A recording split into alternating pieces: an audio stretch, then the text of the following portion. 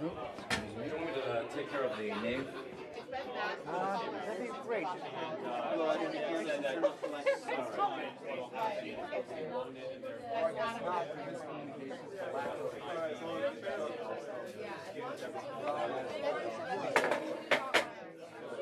Not very strong, okay? I don't want you to be up on it. Yeah, you're going to take it.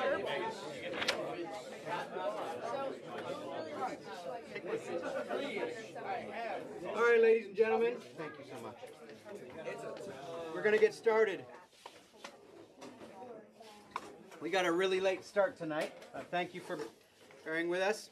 Part of being a catechumen is indeed coming and worshiping together and seeing the different services. So tonight we had Vespers, but there were Old Testament readings, weren't there? There was a procession with the icon of John, and then there was also the Artoklasia, that Artos. Sometimes on our calendar I write with Artos. It's to tempt you to come, because you know that there'll be this sweet bread. And we do this when there are special feasts of great saints. So different saints are kind of like ranked differently, and they have like more or fewer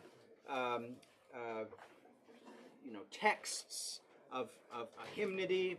When you hear them singing "Rejoice," you know, oh, this is a pretty high-ranking saint.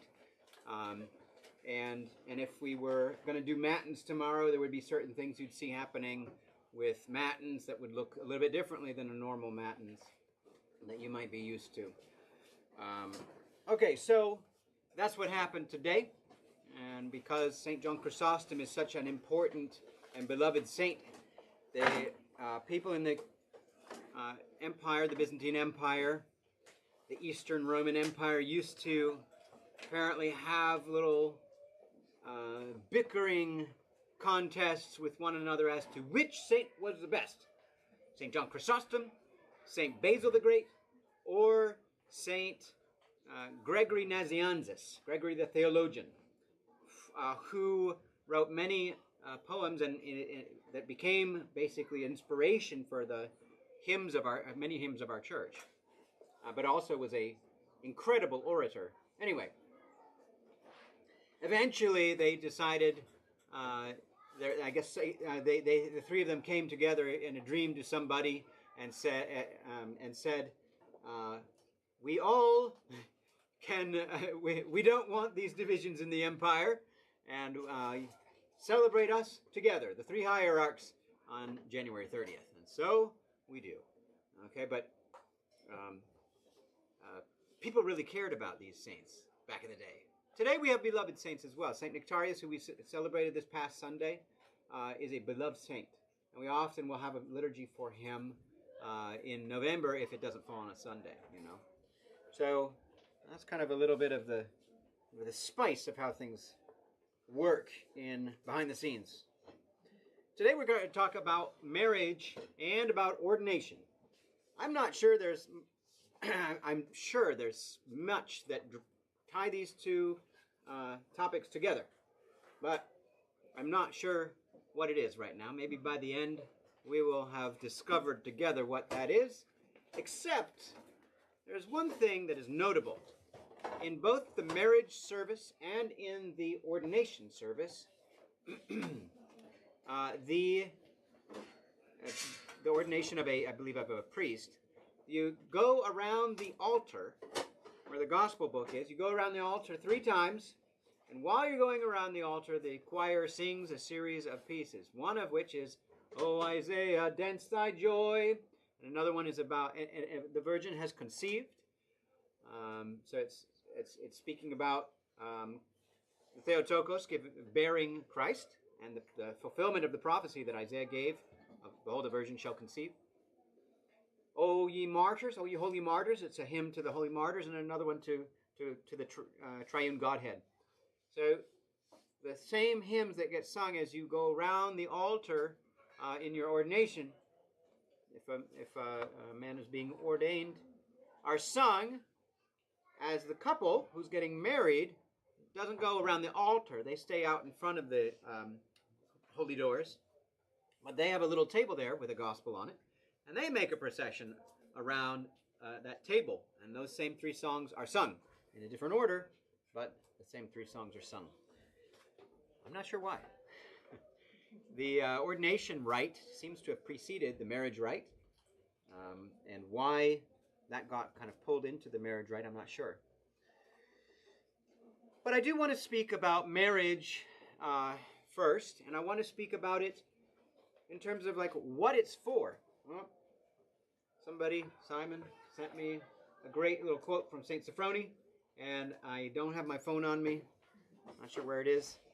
But if you pull it up, will you read it for us? If you're able to. I'm sorry. Yeah.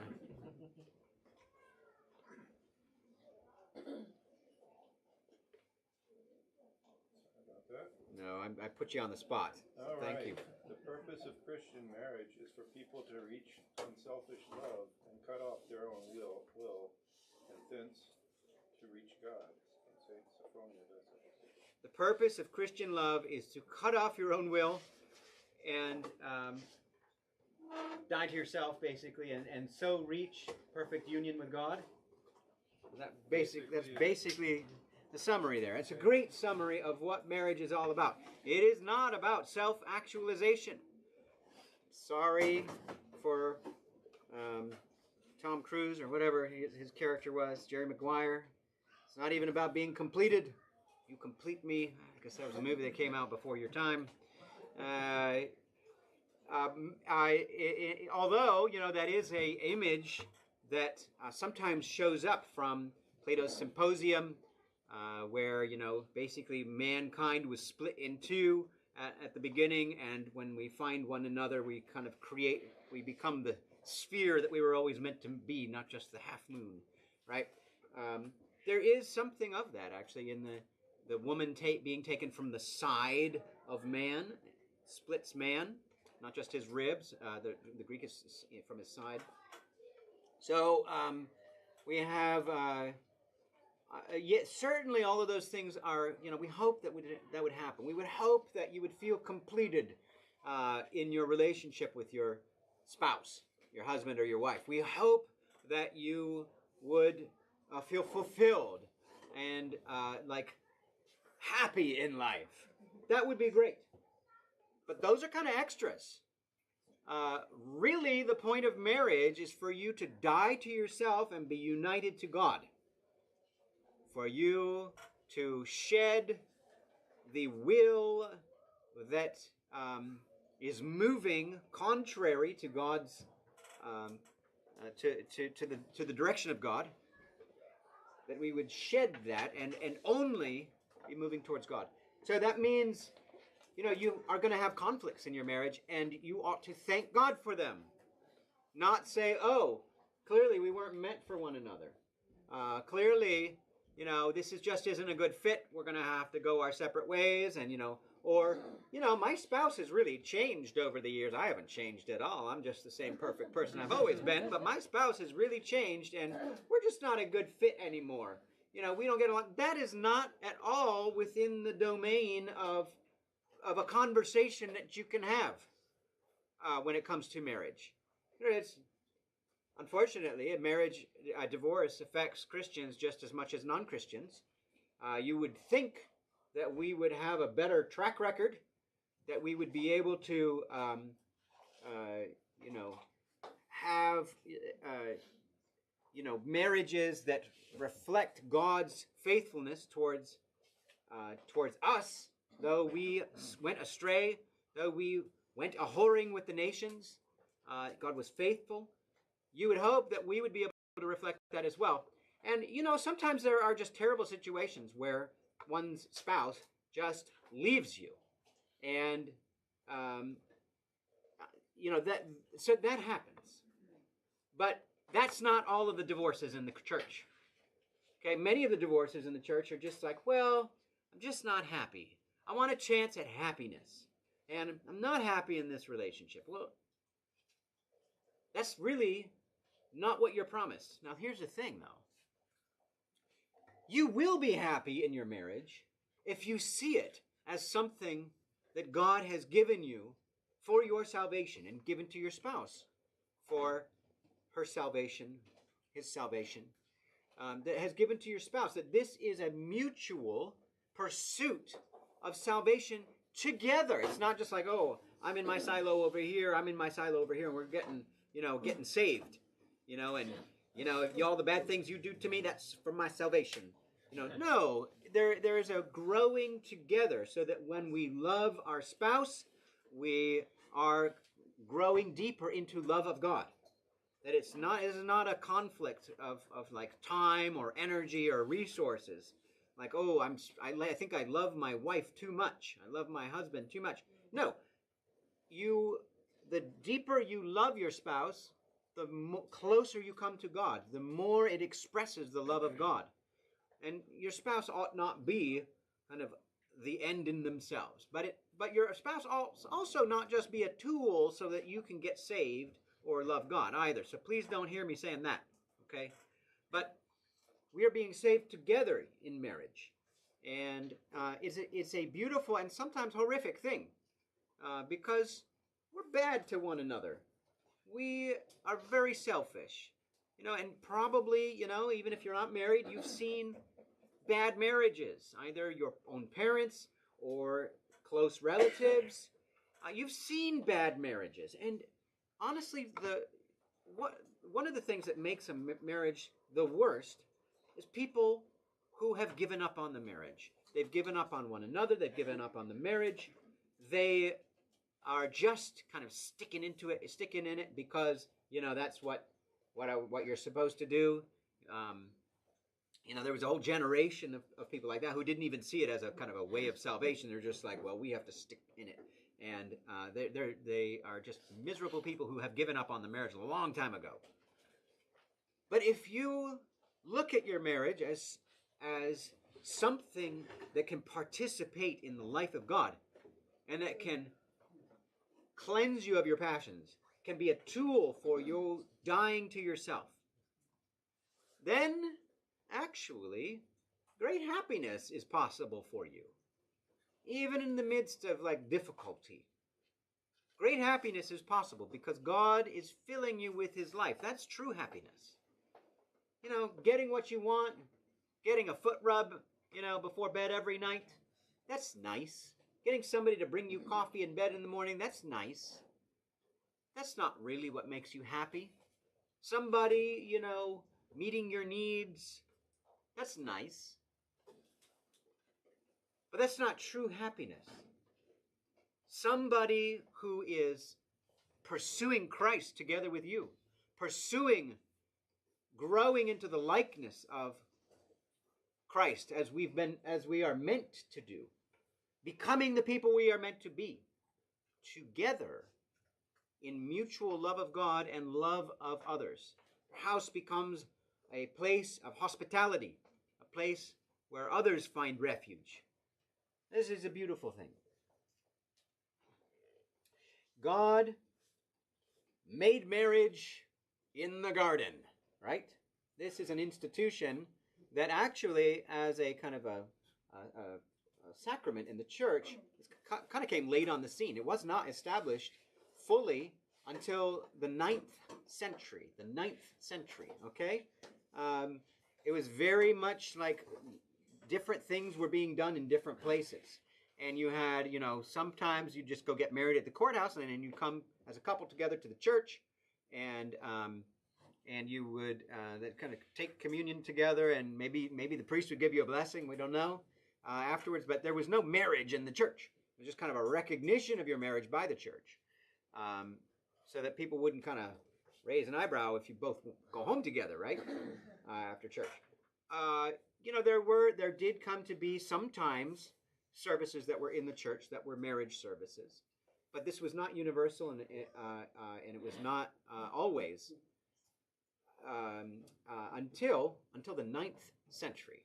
So we think of marriage as a sacrament of the church that's kind of been around forever, but there's something kind of more fundamental about this one that we have to recognize extends all the way back to the Garden of Eden. Because I will say, we have people who are not part of the Orthodox Church who are participating in this sacrament. There are no other sacraments where somebody who's not Orthodox gets to participate. You know, if you're, like I said about confession, and you can give a confession, but the priest can't give you absolution unless you're Orthodox. You cannot receive communion if you're not Orthodox, right? There's all of these sacraments that you can't participate in unless you're Orthodox. But with marriage, we do allow what's called mixed marriages, where you marry somebody who is a Christian, who has been baptized, either Catholic or in a Protestant church, and you may marry them in the church. Now you have to marry them in the Orthodox Church. You can't, you're going to marry a Protestant, go get married in the Protestant church or in the Catholic church. You have to get married in the Orthodox Church. But this is kind of the only sacrament of the church where somebody is allowed to come in. I do speak of it as a sacrament because it's in the East, the marriage is not just exchange of vows, where basically it's a contract that the two people effect with one another. That's how it is in the West. In the East, there are no vows. So if you're thinking about getting married in the Orthodox Church, don't write out your vows now, because you're never going to have a chance in the service to say them. Okay? No, God unites the two of you. There's a point, actually, right before the crowning, where we join the hands of the people together. And we say, may God join you together. What God has united, let no man set asunder. Okay, so marriage is God uniting the two of you. That's why I speak of it as a sacrament. But it is an institution that it exists kind of outside of, or that we kind of, that maybe stymies our categories. Okay, so marriage was instituted in the garden. God married Adam and Eve. This is, this is woman, right? Bone of my bone, flesh of my flesh. And we quote this in the marriage service. But then also somebody who is not Orthodox, who's not even Christian. Okay, somebody who's just an atheist or marrying a pagan, and they get married at the courthouse and there's no mention of God. We still would say they're married. We don't say, oh, those people, they don't have a true marriage. We actually speak about them as married. This gets a little hazy because we do require people who are going to be priests, if they got married outside the Orthodox Church, to be crowned in the church, as though they weren't married outside the church. But at the same time, if you have a divorce outside the church, it can be an impediment for ordination. So anyways, it gets complicated very quickly. And we don't have a very consistent kind of way of thinking about this, like the Catholics. The Catholics have a more consistent way of thinking about this. For instance, they have that whole kind of system of annulments. They basically say, well, you only have one marriage, and so if you're not going to be married, we're going to have to somehow show that you never were married. And it kind of becomes this real fiction. Now, Orthodox churches do actually have annulments, but there are very few conditions for them. And actually, the state of Maryland has basically the same conditions. That's like if you married your sister, and you realize that she's your sister later on, then your marriage would be annulled. You can't marry your sister. It's not possible to marry your sister.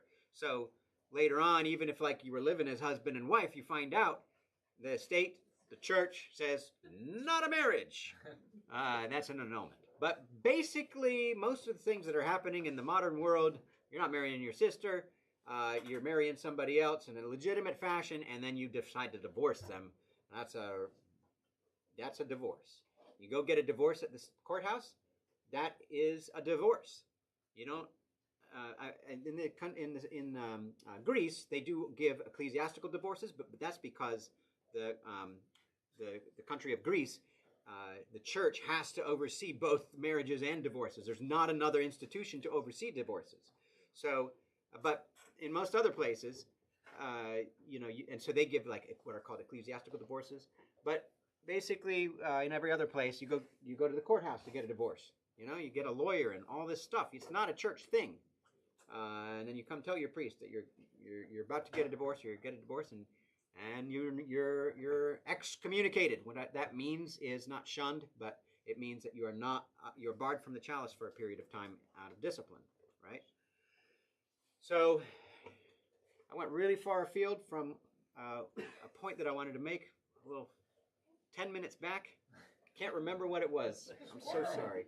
Exactly, that's what I did. That's okay.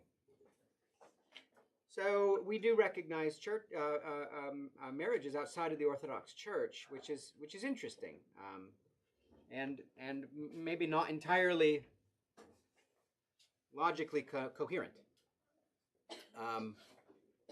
But we do have this. In the Orthodox Church, you are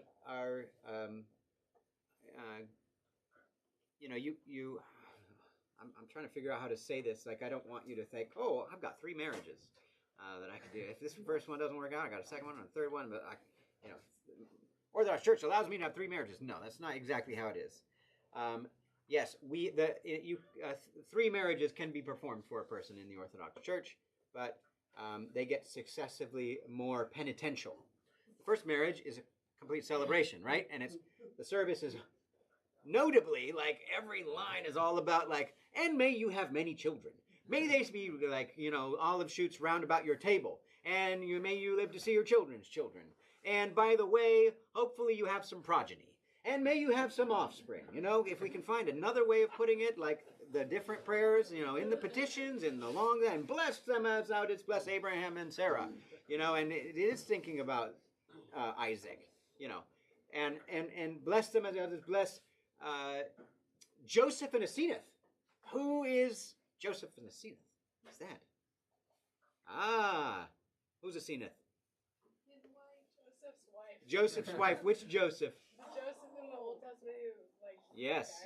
guys, Ephraim and Manasseh, their children. Yes, that's right. So, as thou didst bless Moses and Zipporah. That's about the only time we ever say the name Zipporah in the church. It's lovely.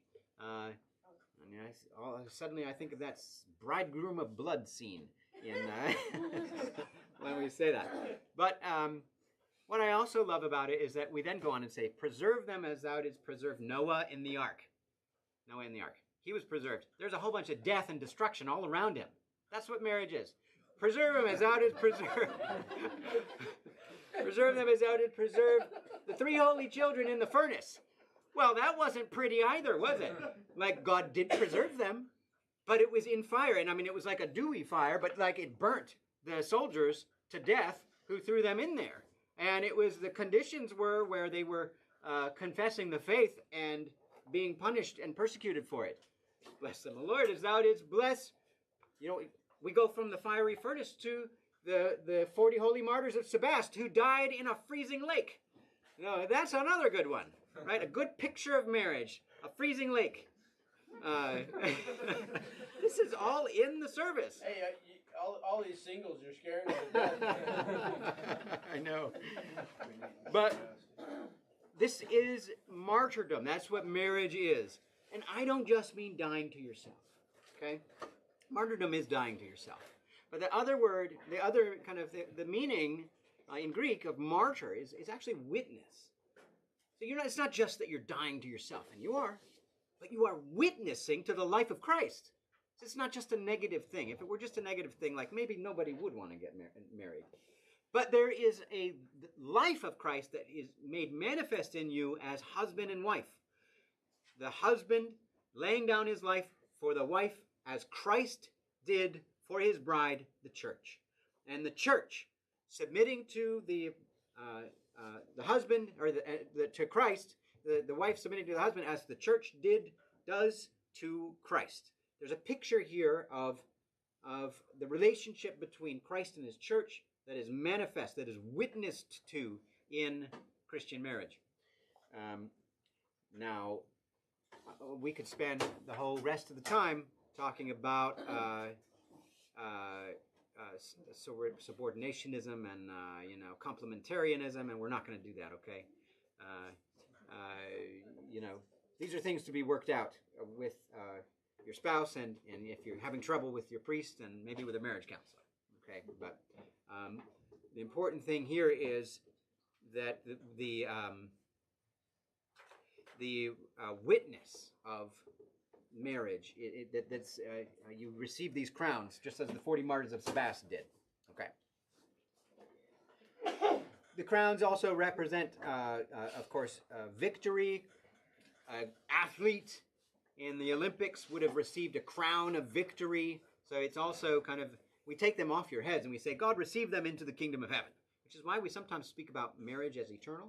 But we're saying, God, may they be worthy of these crowns. May it indeed be a crown of victory. May it be a crown of witness and martyrdom, and receive it into your kingdom.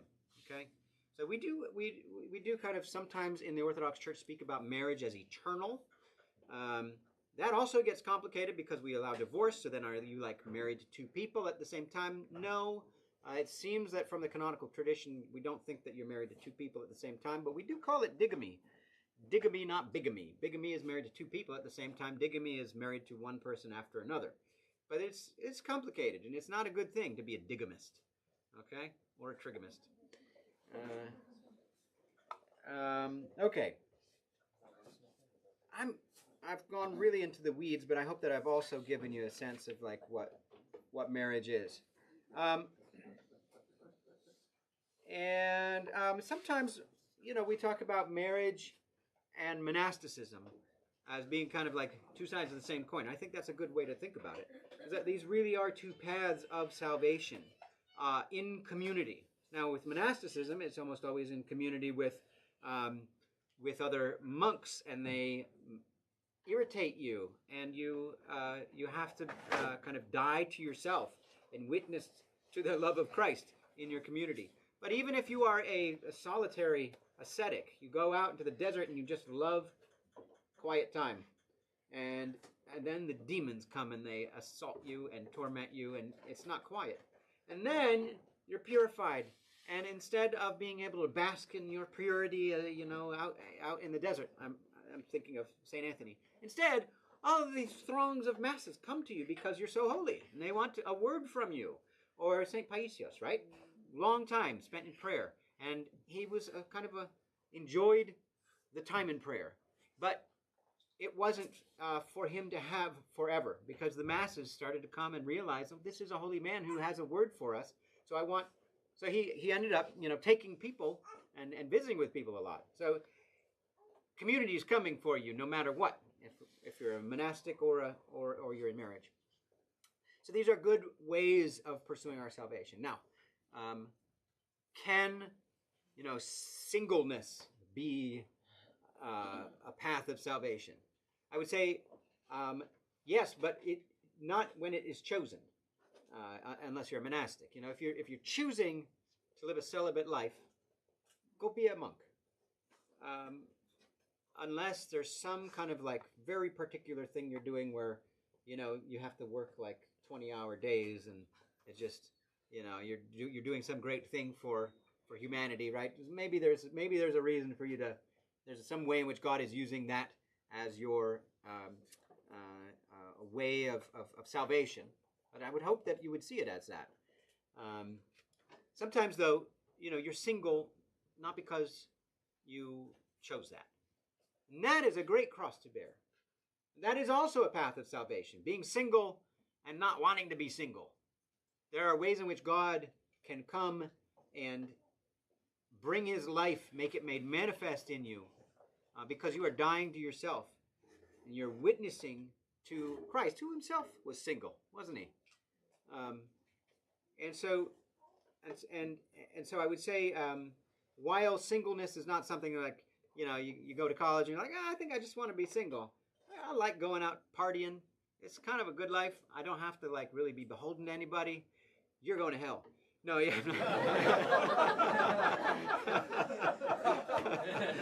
You are limiting yourself, I should say. You're limiting yourself, and you're keeping yourself from being able to grow into the person that you're meant to be. You're not going to hell, necessarily. But you are limiting yourself. So if that's what you're choosing purposefully, think again. But if it's kind of what is just kind of being given to you for this, particularly for this time of life, and maybe for your entire life, and it's kind of a cross that you're bearing, God can fill that and fill it not with despair, but with hope, with purpose, with life, and with love. So do not despair. and do see even singleness as a possible way of salvation. Okay.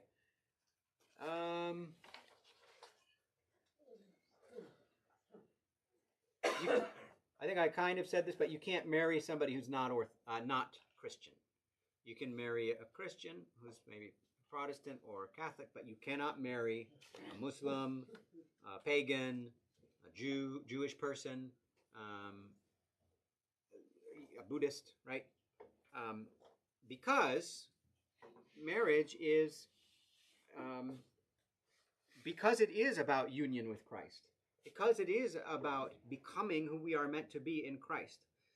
You will be unequally yoked. Now, if you are, two just kind of heathens, if you're just kind of, an atheist out in the world and you get married to another atheist, and then one of you has like a come to Jesus moment, and suddenly you're, going to church and your spouse is an atheist, that's fine. You're married. You're still married. That's not and that's not what we're talking about. It's just you can't affect a marriage between somebody who is, between two people who are not of the same religion. I mean, the Jews have the same idea, right? And I believe Muslims do as well. Yes, Gideon. So if someone tells you that they're Christian, but they aren't, and you get married, how do you deal with that? Actually, we do have to, and sometimes you do have to kind of ask whether it's in good faith. You do have to have been baptized in a church that the Orthodox Church would, in a manner that the Orthodox Church would kind of recognize, that the Antiochian Orthodox Church would recognize. So there does have to be a baptism. But somebody could be baptized when they're young, kind of not really take the faith seriously, find a nice Orthodox girl, say, oh yeah, I want to come to church with them, and then you get married, and you're like, actually, not into this. That happens. And I mean, you can't really do anything about that. Your family and your priest, your community tries to kind of help with that whole process, and that's actually why it's important to have a good relationship with your family and with your church community, because these are your support systems. This is your support when marriage is hard, and people know you, and you can kind of say, yeah, my wife, you know what kind of person she is. I'm having a real hard time, and I'm right on the verge of quitting. And you want to be careful. You don't want to go into a lot of details, but to be able to be vulnerable enough with some people who are in the church who are not going to be like, yeah, she's making you unhappy, leave her. But instead are going to say, this is serious. We need to do something about this. I'm going to pray for you first of all, and what can we do? What can we do to help bolster your marriage? These are people who you can go to and talk to about your marriage, who are going to bolster your marriage, not tell you, that person is such a loser. Did you have a question, Isaiah? Oh, that answered my question. Okay. I was just wondering about if you're already married and then joining the Orthodox Church. Yes. Okay. So a second marriage is not a sinful condition. That's actually an important point, but we don't need to go into that. A second marriage is penitential, especially the betrothal part. We say these prayers like, "Oh yeah, these folks, they couldn't, they were burning too much, and they're burning with lust. That's why they have to get this second marriage. If they were holy, they wouldn't get this second marriage." That's basically the gist of it. And that's only given if it's two people who are both in their second marriage. If somebody is having their first marriage and married somebody who whose spouse left them and they're getting married a second time, then that would be a normal marriage service, a normal wedding service. But if it's two people who both have been married before coming to get married, then we do have what can seem very harsh prayers, but it's basically saying, take this seriously, because this is something, you should be driving you towards holiness. And you clearly can't kind of move towards holiness on your own, kind of singly, so do it here in this marriage. Yes, Chad. If I hadn't put my hand up, you answered my question 5 seconds afterwards. Okay. Yeah, I mean, I think I told this in one of my father was married for like a year, got married when he was 18, high school sweetheart, and she just cheated on him and left him. And he was brokenhearted and did not want that at all. And, there's people in this church whose wife, like, just took everything, told lies the court believed, and just took everything because kind of she could. And even the children, basically. So that's terrible. And I would really have a hard time giving them penitential second marriage, but and so if they did want to marry again, I completely understand. But we do have a sense that like marriage, there's some kind of connection, even though you're divorced, there's some way in which maybe you could still be reconciled to your spouse. So, but then getting married to to another person kind of cuts off any possibility of reconciliation. So that's why it has this kind of penitential aspect, flavor to it. So, what if all of that happens, then you realize that you don't want to be Protestant anymore, and you decide to come to the Orthodox Church? Nothing. You're received as married people. Now some people we can do kind of like a blessing of marriage, but we recognize that you're married. There's no and whether you. I mean, you could come in with a sixth wife, okay? I know you're not doing that, right? No. And we might recognize your marriage. I don't know. That's actually a good question. I'm not sure. But probably we would say... You won't find any skeletons like that. Yeah. No closets that big. I suppose, yeah. So I suppose if you have a fourth spouse, you should bring that up. But other than barring that, like, there's not really any protocol or anything. Sammy? What if one of them dies? Okay. So in St. Paul says, if you are a woman of a certain age, no, if you're a woman and you're young and you're not of a certain age, and if you're a young woman, your husband dies, you need to remarry so that you're not like a drain on the resources of people. It's a little bit of a different world than today. But whereas if you're an older widow, oftentimes it's recommended that you not remarry. The second marriage, if you're marrying two widows are marrying, it actually would be the same. A widow and a widower, it would actually be a penitential marriage. We would say, yes, even though this person died. So in the West, you have till death do us part. We do not have that sense. We have the sense that you're still married after the person dies. God has joined you together. And so to marry somebody else, you don't have to get a divorce, like legally, because there's no legal understanding of you being married. But we do have kind of a Christian understanding of you still being married even after the death of the spouse. So, for instance, a priest who is supposed to kind of like embody the complete ideal here, and of course always fails. But the canons for the priest are, if your spouse dies, you may not be remarried. If you are remarried, you have to be laicized. You can't be a priest anymore. And also the rule for, maybe we should get into ordination here, and also the rule for ordination is whatever marital state you are in, when you are ordained, you have to stay in that state. So if you're married, you stay married to that one person. And spouse dies, too bad. You're not married, you don't get to get married. You're stuck not married. That's why there's all these guys who just graduated seminary and aren't married and are like trying to find jobs in churches, but they're not ordained because they want to get married first, right? Caduce. You mentioned reconciliation. So if two people get divorced, like in the church, and then they don't get remarried, but they end up like saying, "I want to try this again." Mm-hmm. Does anything happen at the church for that to facilitate it, or? I think, that's a great question, and I have wondered it and not had any kind of handbooks at hand when I was wondering it. So I don't know the answer to that. Would you have to get remarried to the same person? You got a divorce, you get remarried? That doesn't feel right. But Because you're still married even if one has passed away. Right, right. So And but you're still married then. yeah, exactly. So then you have this legal divorce. I guess I would say you'd probably get a legal marriage again to one another, but probably not a church wedding. This is actually, I wrote to the Metropolitan about some of these kinds of things because I don't know the answer to them, and I'm not sure he knows the answer.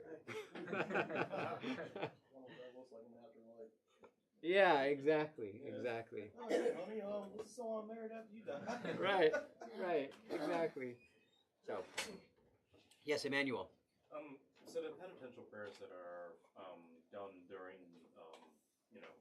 second marriage, second or third marriage, are they equally as applicable to the case where the two people, where one or two people being married had gone to divorce, as well as the case where one or two people in that ceremony, had a deceased spouse? Like, let's say one person had a deceased spouse and one person got a divorce, and they're coming to get married. Well, I mean, is it like are they equally applicable, regardless of whether or not we're talking about divorcees or widowers? Yeah, equally applicable. It's the same service. And what's actually also kind of sometimes difficult is that like, a person can be completely abandoned and by their spouse. And then, their spouse sends them a letter, several years later and like, okay, here's the divorce papers. You get a divorce. The person, like the kind of official canonical penance is 6 months of no communion. Both the person who like egregiously sinned against the spouse and the spouse who was sinned against both have the same penance. And so sometimes that can be difficult. Now, if you receive it as with as much charity as possible, usually people kind of are able to use it well, that time of penance. But it certainly doesn't feel fair. I mean, it's not fair. Actually, let me just say that it's not fair. But that's not really what's going on here. It's recognition of a break of something God has joined together. Bryn. Sorry, if you don't have time to answer this now, that's Yeah. okay. I was just curious about marital counseling and if you could explain Yes. that at all. So marital counseling, I do premarital counseling, and for couples before the wedding, and then oftentimes I'll meet with couples once or twice to do some counseling, but then realize, this is going to require a lot of work, and a kind of a licensed marriage therapist might be more useful here. So, for instance, there's a guy named Rob, forgetting his last name, but he's really great. He's very helpful, and a marriage therapist and a Christian, and he has has this understanding of like oftentimes our conflicts are not about the things that are on the surface that we're talking about. It's about feeling like unloved or unneeded or unattached, and kind of what is contributing to this general to this kind of more underlying sense of disconnect, and how can we start to heal that? And he's had a lot of success with that. So sometimes I'll send people there if they're kind of a little further down the road. There's things to look out for, the ways in which one person's pursuing and then the other's running away, or maybe you're both kind of like heatedly, like two Irish people, fighting again with one another, or maybe you're both very cold, like I don't know who's I'm not, maybe Germans, okay, right? And you're kind of running away from one another, withdrawing from one another. These are the kinds of like models, and so it can be very helpful, marriage therapy. Sometimes people will use marriage therapy as like a blunt force object to like abuse their spouse. Like, see, they're on my side. They find somebody. Sometimes it cannot be a good thing. But if you both come to it with good faith and come to a good counselor who's not going to just tell you come to a good marriage counselor, then it can be really useful. What is often not useful is a single therapist who you go to and you talk to them about your marriage. They never meet your spouse, and they're like, yeah, you should divorce that person. That happens, and it shouldn't happen. Okay, I also did want to say, there's many controversial things. Of course, we didn't talk about like same-sex marriages or those kinds of things. I mean, as an Orthodox Church, we don't perform same-sex marriages or bless them or anything. Let's see. Fasting from conjugal relations. Interesting. Boy, we're never going to get to ordination. There is a sense. So, as Orthodox, when you're received as Orthodox, we don't eat food before taking communion, right? We also fast from sex before communion, and so there are ways of interpreting that where basically there's like one day of the week where you can have sex.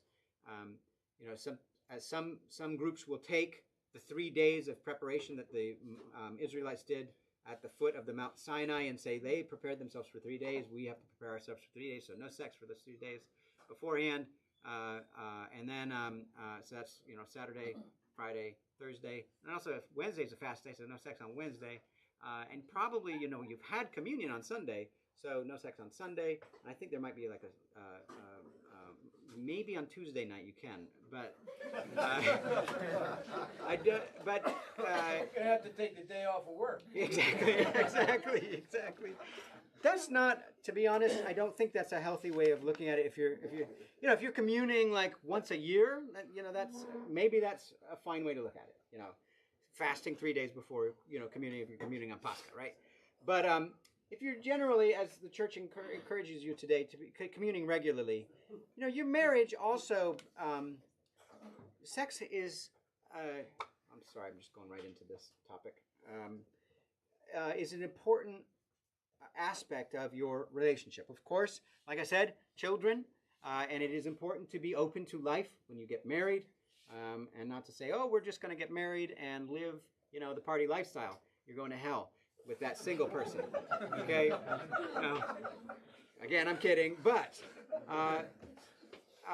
your marriage and your life together is one of pouring out your life for your spouse and, God willing, for your children as well, and that's part of how God purifies you of your selfishness. Even if you're not a Christian, like you get purified from your selfishness because you have this little child who suddenly is born, and you realize, oh, I don't matter. Like, just, there's some ways in which it just naturally, as a human being, just we die to ourselves when we have children, and it's a good thing. And so to be open to life is a good thing. But sex also, so in addition to bringing us children, it does also unite us to one another. And actually, St. John Chrysostom has this lovely little quote about it. Let's see. I want to find it for you. I'm not going to be able to find it.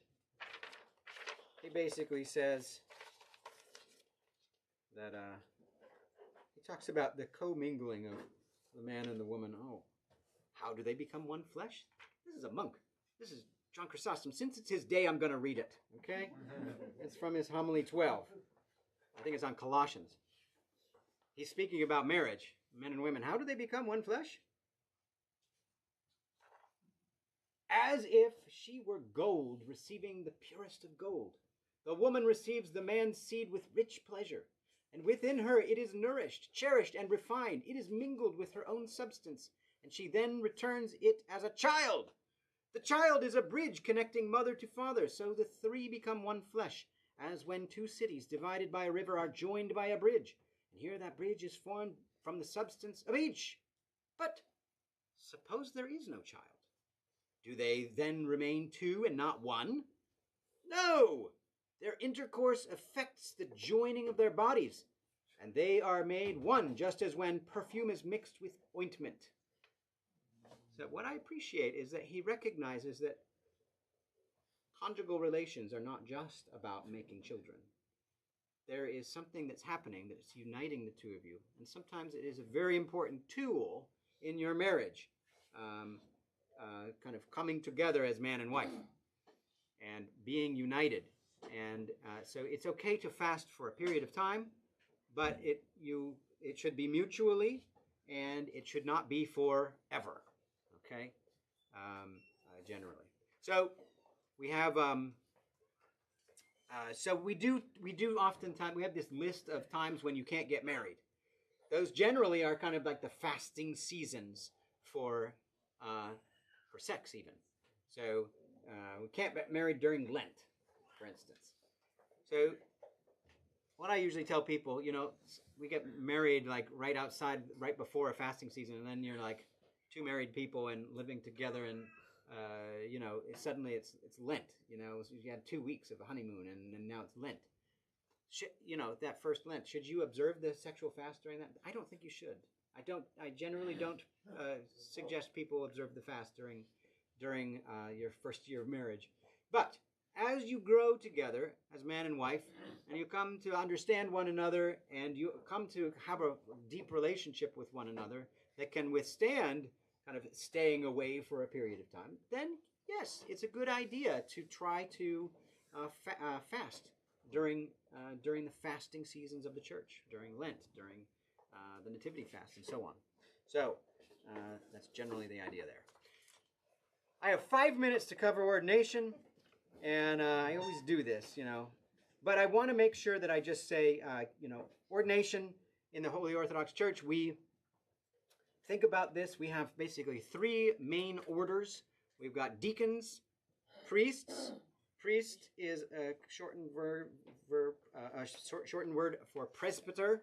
Presbyter, priest. It means elder, old man. So a deacon, which is related to service. Old man, elder, which is related to kind of a rule and kind of giving order to a community. And then bishop, which is overseer, and he's oftentimes the font of wisdom, the teacher function. Holy hierarchs, bishops, and ecumenical teachers, right? People who are teaching the truths of the church, bishops. So these are the 3 main functions of the 3 orders. And we have, as a church, we have these orders. I mean, you can see them already in the New Testament. Sometimes you only see 2 in kind of like in 1 Timothy. But that word episkopos gets kind of bastardized to bishop, episkopos, bishop. Anyways, somehow it gets there. And but that's all bishop means is overseer, episkopos. So we've got these three orders to ordination to establish kind of order in the church, and to establish a pattern too for following, service of leadership and of teaching and acquiring wisdom. We have we do not have a sense that the priest, the deacon, the bishop are superior to the laity. Okay, we kiss their hands, right? Of the bishop and the priest. And if the bishop is there, you don't kiss the priest's hand. We don't kiss the deacon's hand. I guess it's the hand that washes the toilet. But anyways, you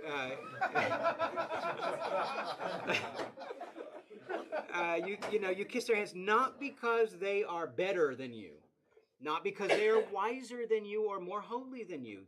There are plenty of you who are both more learned, more just wise than me, and far more holy than me amongst you. So because somebody is ordained does not mean that they are wise, holy. It might mean that they have a good voice, but that's about it. Good sense of humor. A good sense of humor too. Yeah, that's it. But anyways, and likewise, we don't ordain women in the Orthodox Church, not because men are better than women. Okay, men are not better than women. That is not what we teach. We don't have any sense that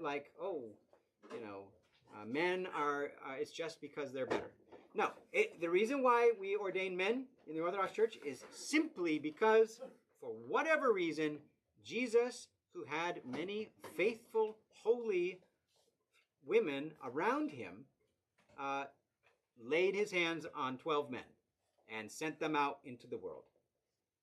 Mary Magdalene, beloved of Christ, saw him after his resurrection, was there when, was one of the few people to stick around, didn't run away, didn't deny Christ like Peter, saw him after his resurrection.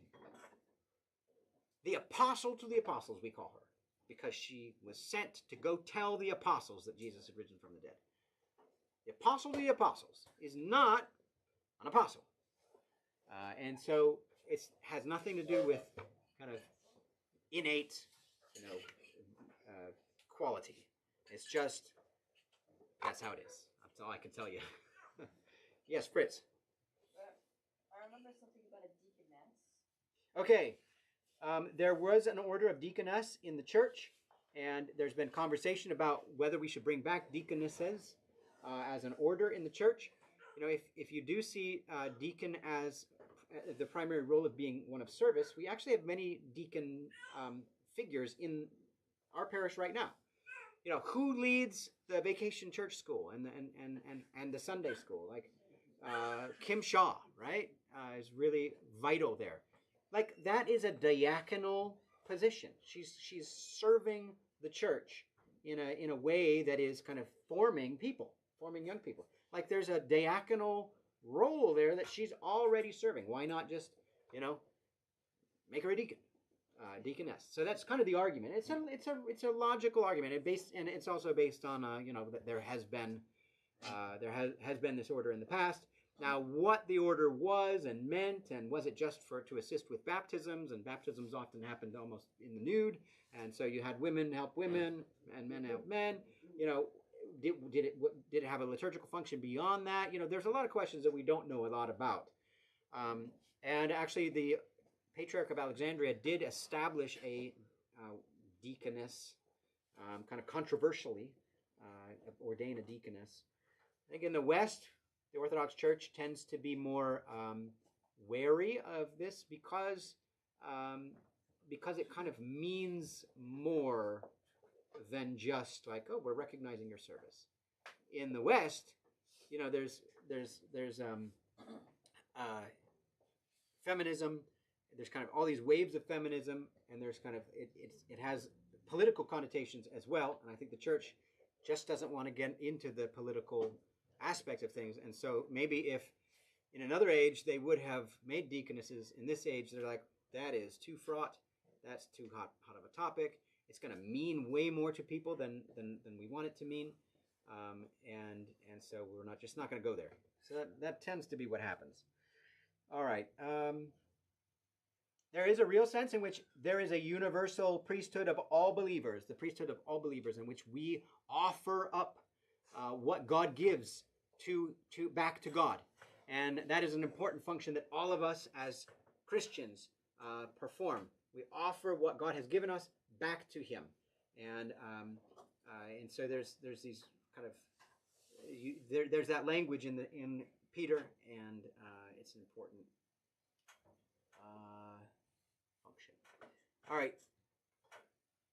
I think the last thing I'll say is, just in case you don't know, in the Orthodox Church, priests are married, can be married, but bishops cannot be married. At first, it was said that the Apostolic Canon said a bishop who puts away his wife should be deposed. Actually, about 400 years later, Canon said actually a bishop must put away his wife. It was the first Canon of Trullo. Must put away his wife, or else he'll be deposed. So there has been kind of a difference of kind of a change in time, and the reason why they said that was because most of the bishops were celibate or had put away their wife. I bet you if a guy comes to his wife and says, I'm going to put you away so I can become a bishop, she's like, thank God. Get out of here, right? But anyways, What does that mean? Bishops, it just means that they had been married, and the woman usually goes to a monastery, and the man becomes a bishop. Maybe it was a priest who, is at a church, and it becomes an important church, and he's married, and he wants to become a bishop, and the practice became that men would indeed not get deposed for putting away their wife, that they would they would their wife would go off to a monastery or maybe go to live with family, and then he would live as a single man as the bishop. It came to be that the bishops were drawn from monastics, and this had a lot to do with monasticism growing in the time between when the first canon was made, the apostolic canon was made, and the Council of Trullo in the end of the 700s. So a lot happened historically, and then you would have these celibate men who became bishops as well. So most of the bishops were celibate men, whether having come from monasticism or having kind of put away their wife. But the remaining few who were bishops and married, which was allowable, were kind of causing scandal. The people were like, "You're not holy. You're married," and so the church said to avoid scandal, we're going to kind of side with the laity who think marriage isn't holy, and just say, we're going to make a blanket rule for everybody that bishops are not married. So it really had to do with just the changing nature of the bishopric. It became mostly celibate, and so then kind of just to keep things orderly, they just said, okay, we're going to make a rule that it's going to be celibate only. So, all right. We need to finish up. Thank you so much, everyone, for coming and for thinking through this with me. Next time, we'll think about the human person. So we're thinking about the sacraments this time, kind of a little bit of the idea behind the sacraments next time. Thank you.